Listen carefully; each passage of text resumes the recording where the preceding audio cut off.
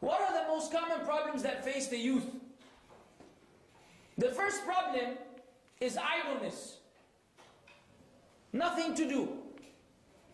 And when you have nothing to do, nothing important or beneficial to do, you will busy yourself with many unimportant things. So the youth who are not learning the Deen, nor are they concerned, are the youth that often are obsessed with soap operas, all kinds of sports,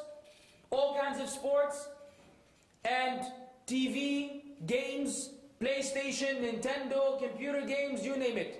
They're always, up to date with the most recent release of some game or something. This is their whole life. Why? They have nothing important to do. They have a lot of time on their hand. This time is wasted and spent on nonsense. And I can't perceive. I try very hard to internalize it, but I keep failing. I don't know, maybe help me out. Just a jersey of one of these players, a kafir. How can a Muslim whom Allah blessed with Islam, put on his back and advertise a lousy kafir? I don't know.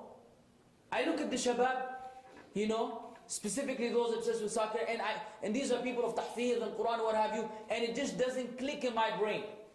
And the worst thing is, and what's even worse than that, honestly, is that most of these jerseys have a cross, and the names of these players are bad. One's name is K-A-K-A. I don't know if you know what that means in some languages, but you get the point. The other one is named Messi. We don't need any more mess. We got plenty. They have these weird names, weird abhorrent names. This name is like, it's bad.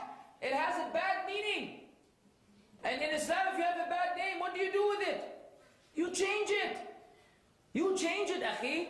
If your name is no good, the Prophet ﷺ would change someone's name. These people are not changing their name. No, they're carrying a name which is wrong in and of itself, of some kafir who may be fornicating 24 hours, drinking alcohol, his whole life is running after a ball, kicking it, and you put this guy on your back.